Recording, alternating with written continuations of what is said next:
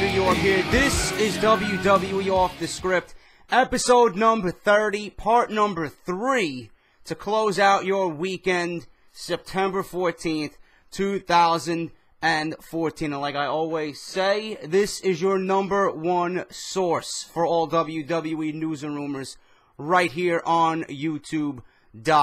Now, for part 3, we're going to do something a little bit different.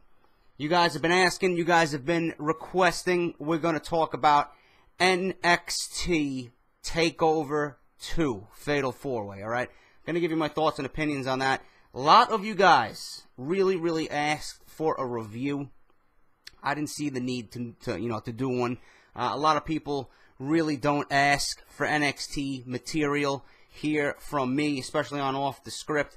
But you guys have been very vocal in Off The Script comment sections this weekend. JD, talk about NXT. We're dying to know what your opinion is about the event that happened on Thursday. So we'll talk about that. But if you guys missed Off The Script parts 1 and 2, big CM Punk weekend, big news and rumors regarding CM Punk. Mostly rumors that are completely false. But also WWE 2K15 possibly being delayed because of CM Punk. I got news on all this, guys. So go check that out in the description down below. Parts 1 and 2 of Off The Script, episode number 30, right down below, if you did indeed miss those 2 parts. Also, Joe Cronin. If you want to go subscribe and follow Joe Cronin on Twitter and YouTube, please go do that. Links to his social media will also be down below. He's been taking a little bit of a break. I got to catch up and find out what's going on.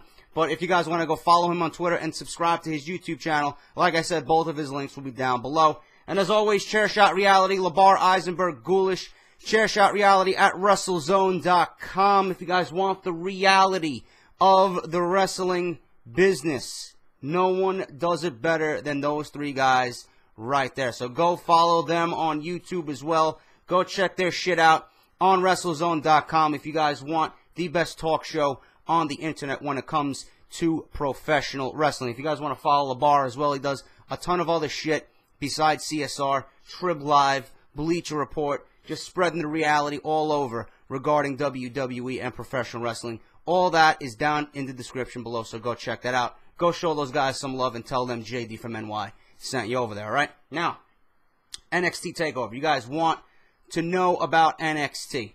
I watched, alright? I actually requested to work early on Thursday. You know, work wanted me to stay till 9. They wanted me to do a double. I'm like, nah, I got things to do. So obviously, that thing I wanted to do was relax, have a cold beverage, and watch NXT TakeOver 2, Fatal 4-Way on the WWE Network. I was excited for this. Every NXT special event, alright, I usually am very excited for. I was in love with NXT, as soon as it came to the WWE Network. I didn't have access to NXT when, it was ongoing at Full Sail University. I missed a lot of talent down there. I missed a lot of great matches down there. But as soon as the WWE Network came, one of the main reasons why I subscribed to the WWE Network was for NXT, to watch NXT on a weekly basis. This is the future of professional wrestling. All right, this is what we are going to be seeing down the line in WWE's future. These guys who are being molded and crafted into, the superstars of tomorrow. Now, the opening match, I love the Ascension. All right, I love the Ascension, and I did not, have an idea about what Kalisto and Sin Cara were about as a tag team. I missed a lot of the tapings before TakeOver, right? Just because work got in the way and I got lazy, and when you get home you're tired and you really don't care to watch anything, you just want to go to sleep, or with Destiny being out, I've been playing a lot of Destiny on PS4. But when I seen that match, I'm tweeting out and I'm thinking, you know what, this is how tag team wrestling should be on the main roster. I love the team of Kalisto and Sin Cara. Finally, WWE, after years of just being stagnant and stale and unproductive with the Sin Cara character, they finally found someone who can play the role of Sin Cara beautifully in Hunico. They found a role for Sin Cara in a team with Kalisto where they gel beautifully. They won the NXT Tag Team Championships, And I'm okay with that decision. Why? Because that means the Ascension now moves up to the main roster, and we get to see their greatness evolve on Monday Night Raw and Friday Night SmackDown. The tag team match was brilliant. Exciting from bell to bell. The tag team match flowed great. There was a great story there. You seen the struggle of the Ascension, trying to get the better of, these two guys, Kalisto and Sin Cara, and they couldn't do it. But you seen the struggle from both guys on the Ascension, in the Ascension. They tried to get the one-up on Kalisto and Sin Cara, but they tried and tried and tried, and they couldn't do it, And then Sin Cara and Kalisto, they were struggling for a good part of the match, too, and you seen the Ascension start taking over and, being dominant like they usually are. And then you seen the struggle from Sin Cara and Kalisto to try and overcome, the size and the strength of the Ascension. What I'm trying to get at is the storyline inside the ring. The story that they told made you, invested in what they were trying to sell.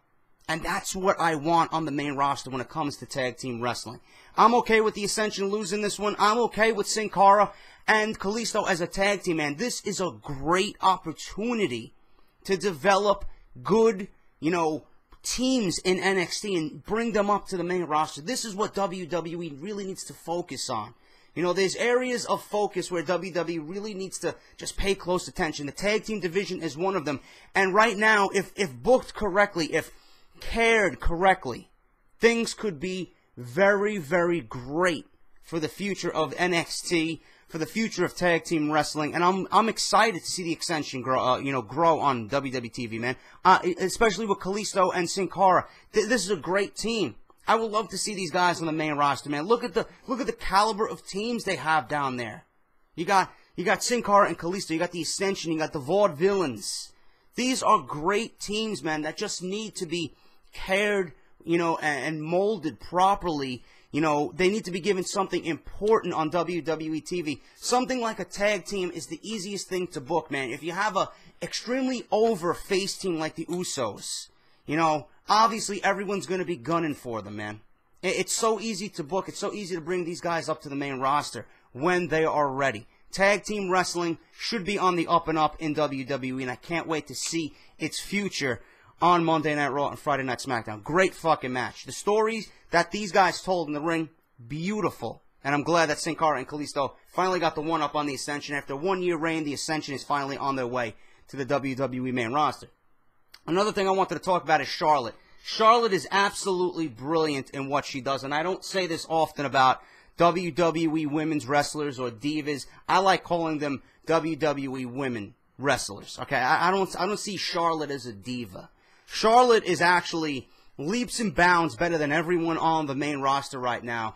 And I feel sorry for her because she has all this talent that WWE, I'm sure, I don't have any faith in them at all, to push Charlotte and give her something meaningful when she advances to the main roster.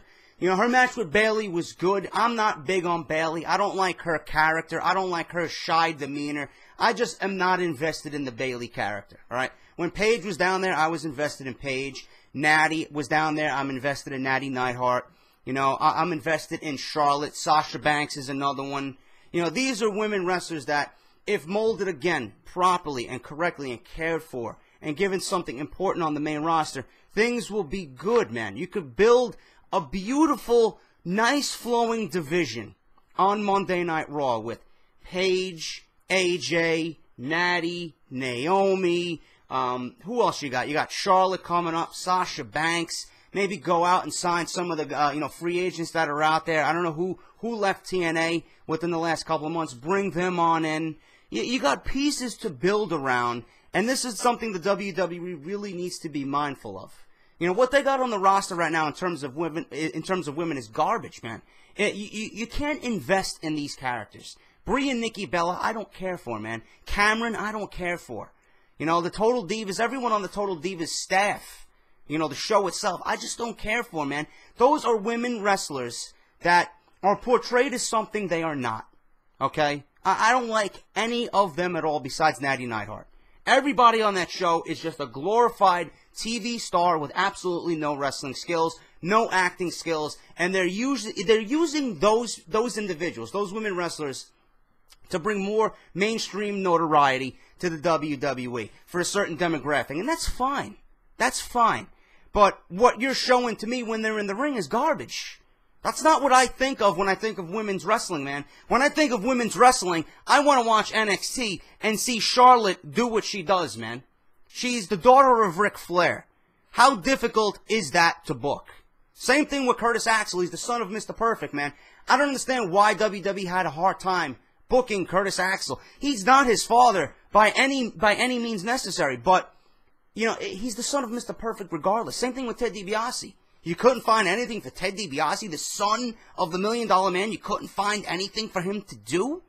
So he ends up being released, wanting his release. He wants to opt out of his contract. This is the shit that pisses me off, man. They got purebred winners in WWE, and half the time they don't know what they have on the roster. Hopefully, Charlotte doesn't fall into that trap of being, you know, just diva.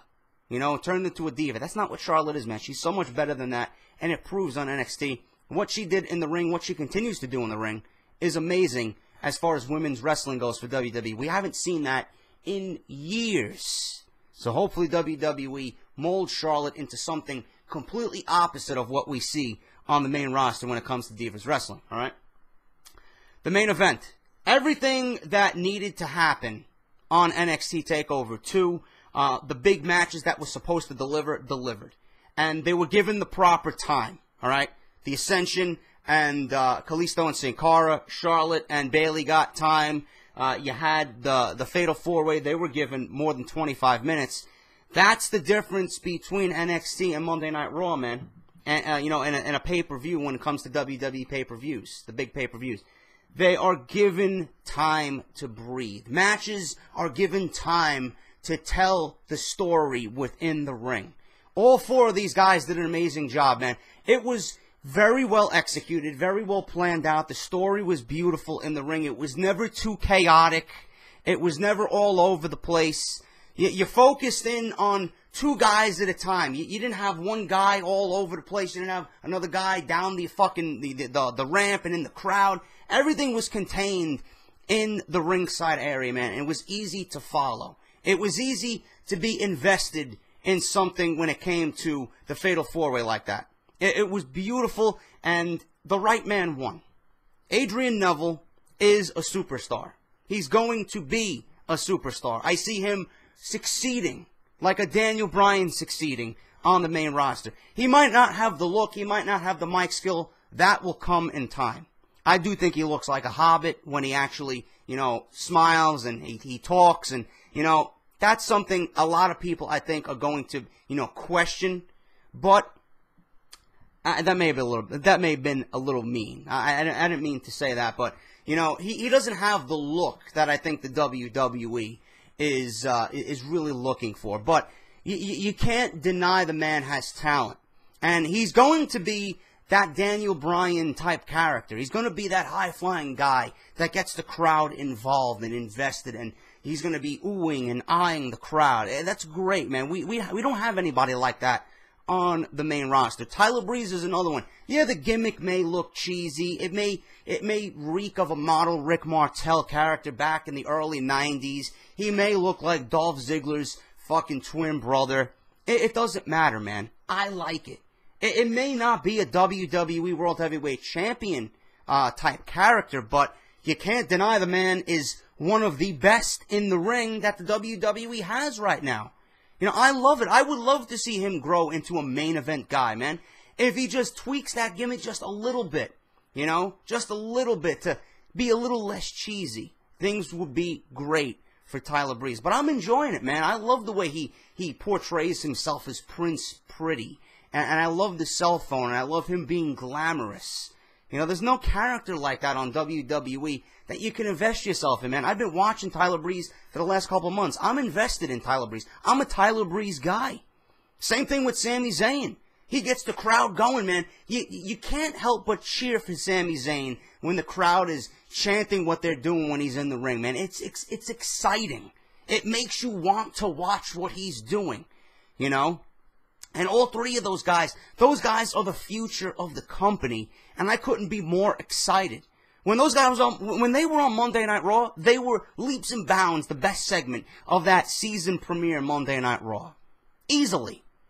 And reports are saying now that NXT is going to have a little bit more influence on Monday Night Raw. There's going to be a little cross-promotion. Triple H is going to feature NXT on Monday Night Raw just to kind of get you guys familiarized with what's going on down there. And now we have Kenta.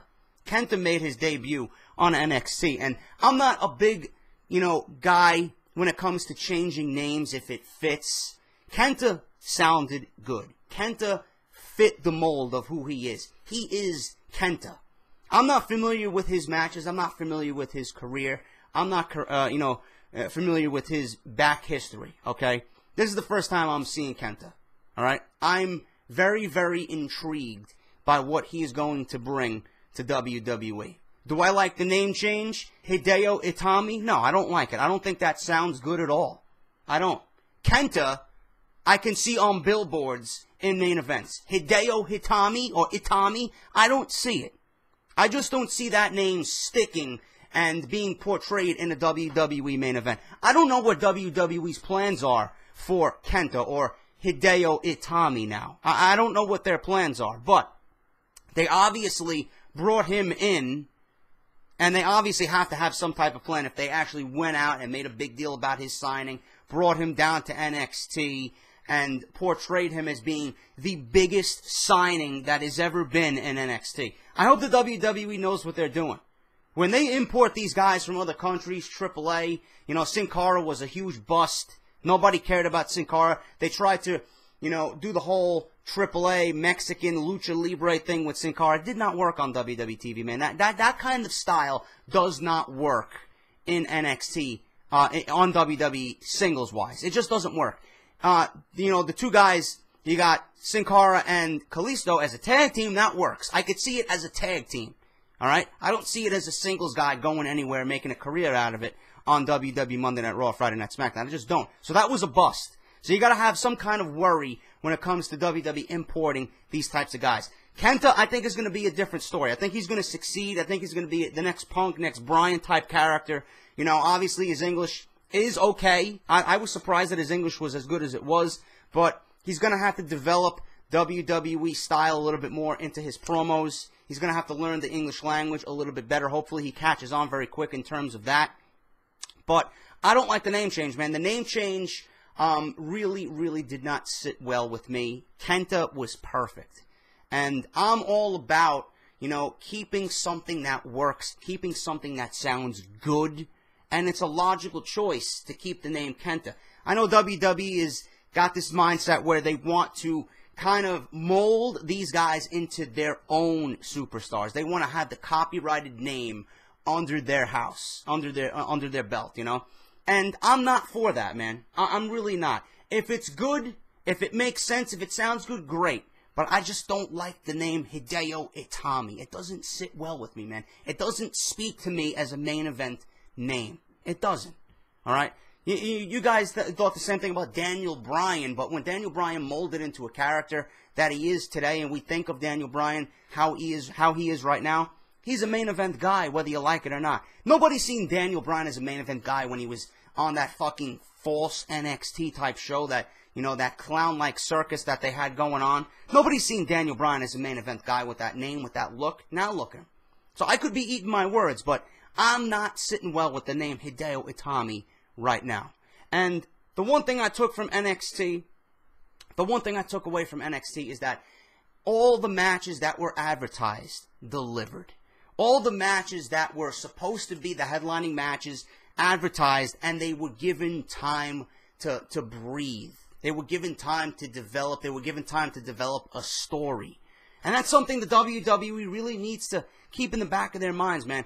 NXT is booked and overseen by Triple H. All executive decisions are made by Triple H.